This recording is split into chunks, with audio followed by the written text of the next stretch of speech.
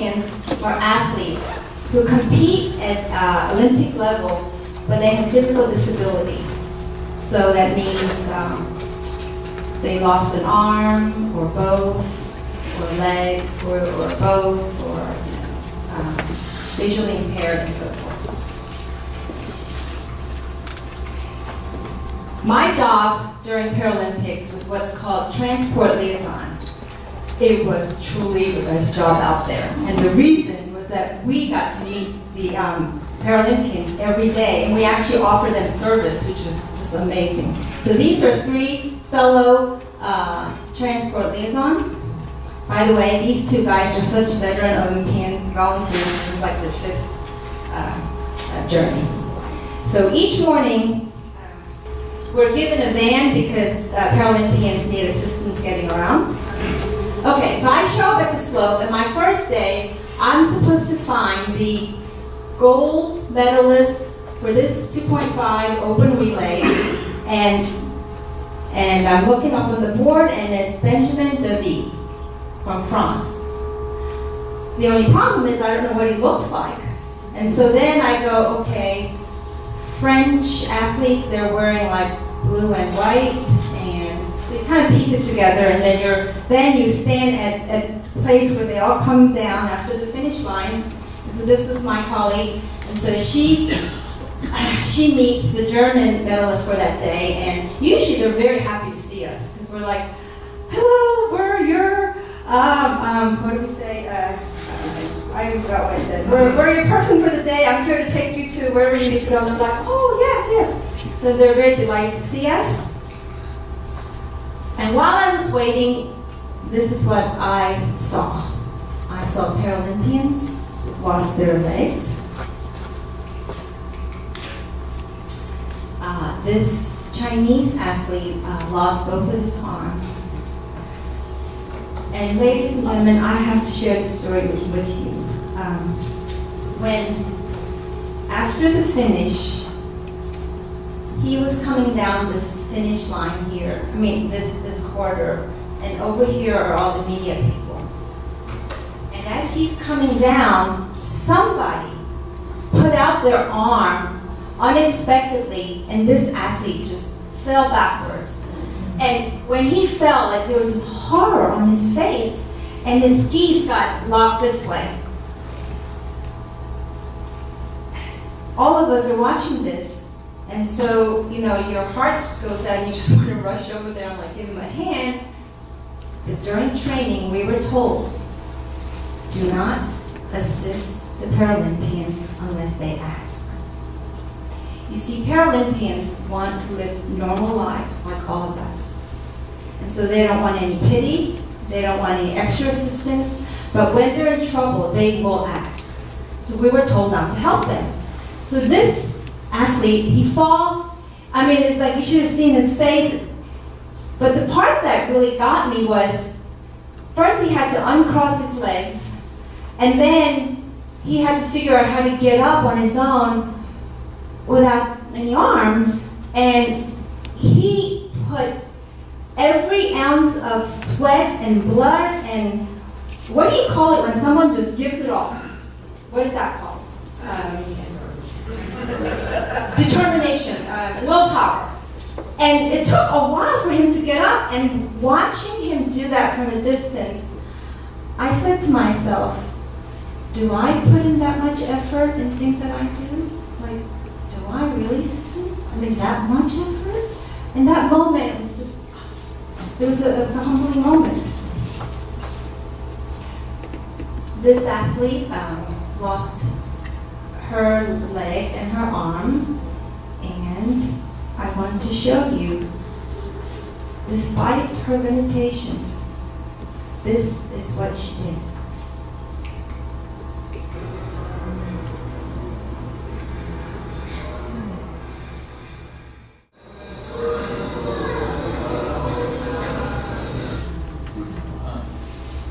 Do you all ski?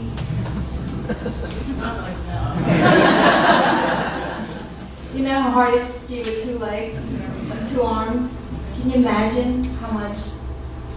I can't even imagine what it's like to on one ski. And And you know what? She was going pretty fast. It wasn't this like, she was going equally as fast as the Olympians. So how did these Paralympians, what happened? I was curious. And so I kind of made it a point to go talk to them, and I said, I met her coming down the chute, and I said, can I talk to you for a minute? And I just asked her story. I want you to notice something about her. Look at her hands. She's a young athlete, 19 years old, Canadian, and her story is that when she was in high school, she was in shop, and she was learning to use one of the machines, and but she didn't lose this part here, the thumb and the crevice, so she was able to hold the ski pole with that part, you know? And she's one of the, what they would call like the least, the lowest limited. So they actually give points. Like if you're disability on a high level, you get more points. But I'll tell you something. This young lady, she had so much spirit, so much life. She was just like, she's just, you know, full of energy. And so, seeing our first country champion won with the city athletes. And you saw the whole of the States like Grace Miller, and the rest goes third for them. We actually have got the biathlon. The second half day of Benjamin, right? standing athletes. Silver as well, 15K. Obviously it's that slightly wider skill set. it was a very common sight to see the Paralympians totally get wiped out after each event. And you can see their chest just moving up. And it just shows you how much they gave. You know, when you've given all you have, you collapse, and a lot of them did. So that showed Benjamin. Let's see. Evan Strong. I want to tell you about Evan because he's an American athlete. He won silver at PyeongChang and gold in Sochi. He came back to our trailer after he was done. And Evan's story is that when he was 19 years old, he was on his way to be a professional skateboarder. He was pretty good. He got on his motorcycle one day, head-on collision with a drunken driver, and they had to amputate his left leg. And so Evan was telling us the story. There were a group of us transport liaisons in the room, and he said, you know guys, when that happened to me, I thought my life was over. What am I going to do without a leg? How can I live? How can I make a living? He said, I frankly didn't really want to live. And then he said, then I figured out, well, if I can like do skateboarding, maybe I could do snowboarding. So then he trained, and he started to become, a snowboarder. And then at the end he goes, look at me now, I'm a star. This man had, you talk about gusto for life, you talk about zest for life, living. He could have let his disability, woe is me and I can't do anything, but he turned it around. And so, in my book, he's a star. Let's see, do I have a video? No, okay.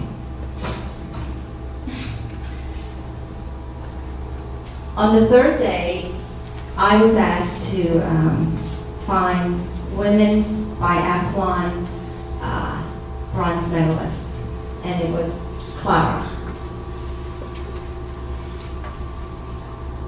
Clara is visually impaired, so that means she is blind. And I had missed Clara on the slopes, and there was a difference in schedule, so I just went to pick her up at her apartment, dormitory. So she got in the car, And Martin, who is her guide, they ski together for biathlon. And I'll tell you more about biathlon in a moment. So they're sitting in the back. And so we're having a very nice conversation. And I said, hi, Clara, I'm Susan Jin. I'm here to volunteer, blah, blah, blah, and like that. And I'm introducing myself. Then she introduces herself and says, I'm from Germany, and this and that. And she was so normal. Her English was perfect. She was so gentle and kind, and there was a sense of peace about her. I had forgotten that she was visually impaired. Like, I literally did. So when we got out of the car, and I'm like, let's go. And I said, oh, wait, let's go back and get Clara. Because she got out of the car and she was sort of doing this. And then the most remarkable thing happened. Bert. She reached into her pocket and she took out a pin. An Olympic pin. And she said, this is for you. Do you all know about Olympic pins? Pins are the currency at the Olympics. They are traded, they are bought, sold, they are given if you do a favor for someone. If you like someone, they give you their pin. I mean, let me see if I have a slide on pins. Okay, here are the pins. My first few days, I meet this guy standing outside IBC, and he's like, okay, which one you want to buy? I'm like, nothing, because I didn't have any pins to give him, trade him. And then by the end, like, everybody had pins. But let me tell you, these pins are they're not just pins, there's a whole pecking order of pins. So the lowest pecking order pins are the ones you can buy with money. Like that country's logo, whatever you can buy with money at the superstore, that's down there. And then the next level of pins are the corporate pins. So Samsung, Toyota, McDonald's, sponsors. And if you wait long enough in their booth for about an hour and a half, they give you a pin. The next level after that is, let's see, 2, 3. Then you have NBC pins or OBS or these broadcasting people. So they have their pins are actually very nice. It's very nice. And to get one of their pins, it's a big deal. And then after that are the country pins. So Denmark, Finland, Korea, country pins. But the highest level of pin are the athletes' pin. Because they're far and few, they're only given to the athletes. So Clara goes into her pocket and she gives me an athlete's pin. And at that moment, I was speechless. So I leaned over and I said, thank you, Clara, may I give you a hug? And so she said, sure. So then I started to give her a hug. And then she reciprocated the hug back to me. And for a moment, there was this embrace that I cannot tell you in words, the connection that I felt. And it was a sense of gratitude. It was a sense of, for me, awe. It was like on another planet. I've never felt that kind of magical moment in my entire life. And after the embrace, and because she reciprocated the embrace, I had tears flowing down my eyes. I just couldn't speak. So then I look over and Clara goes and she gives it to the driver, and now the driver is like, his face is white. Like he can't even speak because we all talk about, did you get a pin? What kind of pin do you have? And we're all like, here's my pin, And we're like speechless. So afterwards, Clara goes to the green room, which they wait before they go to the medal ceremony. And so I said to the driver, okay, could you take me to the superstore right now because I want to get Clara something. I've got 20 minutes. So he drives me to the superstore. I go in and I just zoom right there and I say, I got just something called Korean, I don't know. So I pick up a gift. I come back and I'm now really excited. I wrap it up and I'm waiting for Clara to come out. So then she gets her award. She and Martin, they're just coming out of the medal ceremony. And notice how she's holding on to him. And then, so they get back in the car and she says, could you please take me to the German house? I have an interview like 7 o'clock, like now.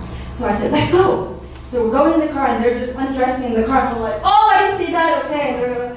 And so we're going and I want to give her this gift. So I had a friend of mine who's German. I said, give me the phone and I said, could you like say this in German? And I said something in like, thank you, Clara, and something that from my heart, and then she said in German. So I'm now giving Clara, like I'm playing this tape to give it to her so she can hear in German. And then I said, I have something for you. So I gave her the gift.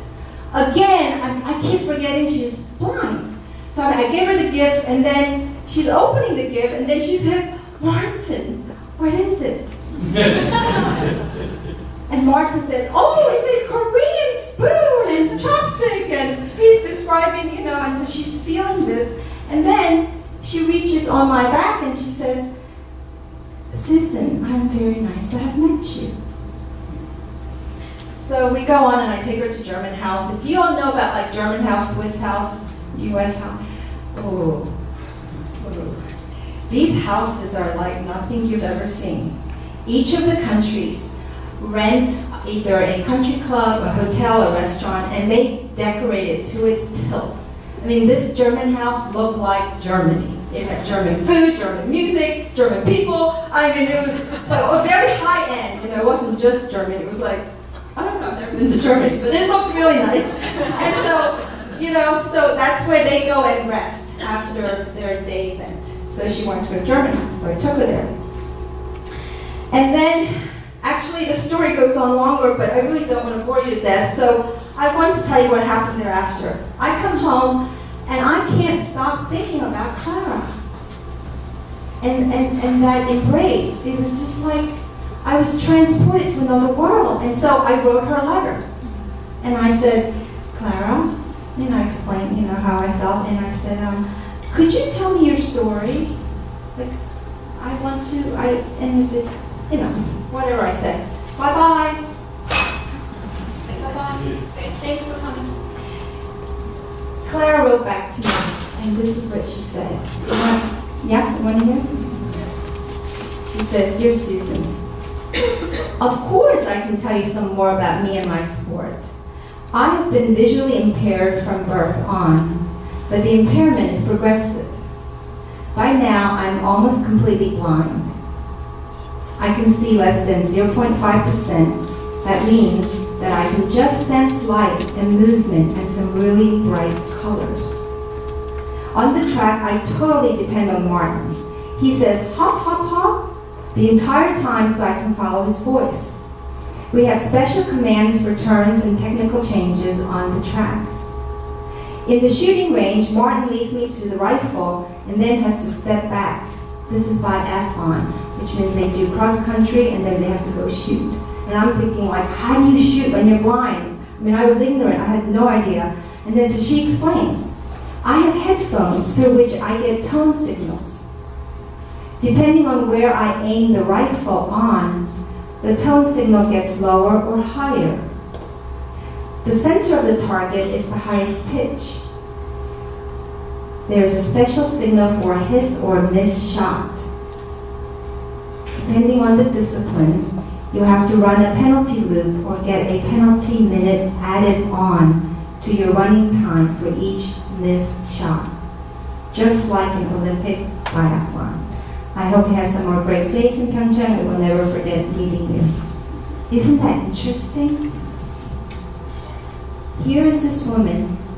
She only sees colors or movements, and Martin was ahead of her. And I've seen some biathlon, but I didn't see her. And they see fast. I mean, they're like, but she's just totally dependent on she goes.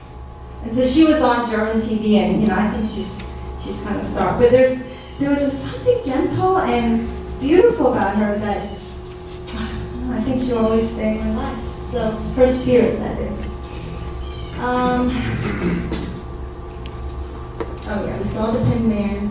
So this was her card that she gave me with Martin in the front, her that. By the way, with biathlons and for visually impaired, both of them win the medals. Not, because it really takes both.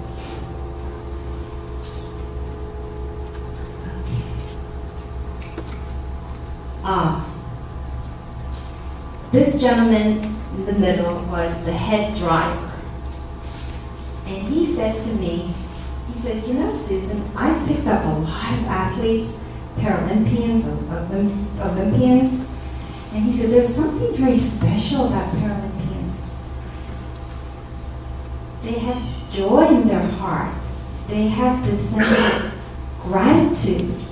They appreciate what services we're offering. And then he said, but the Olympians, like I picked up a whole bunch of them, but they were on top of the world, and they should be, and they're heroes, but they were kind of demanding. And so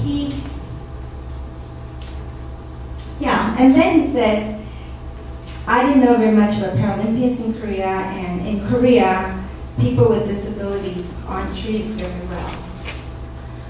And now I want to do something about that.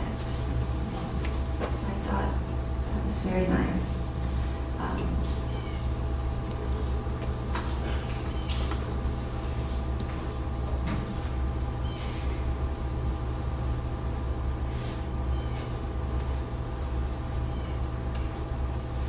I wish you all could have been there at the Paralympics to see and to experience what I saw. It had a profound impact on my life and where I want to go. The reason why, let me ask you this. How many of you actually saw Paralympic events on TV? Susan Wiesner, 2, Ortis, 3. But did you try, or was it just? Well, the truth is, Paralympic events are not aired very much on TV. In fact, when I was talking to Jim Bell and I said, so you're leaving? And he's like, yeah, so we're taking all the crew home. I said, well, who's staying? He goes, no, we're all leaving and another crew is coming, but it's only 5% of our main crew. So the amount of coverage that's given to Paralympians or Paralympics is very small, limited. And even in Korea, my friends were like, how come I can't see any of this?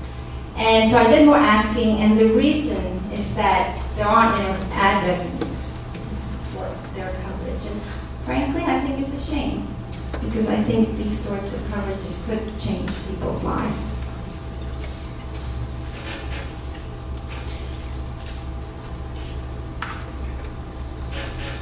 What did I get from Paralympics?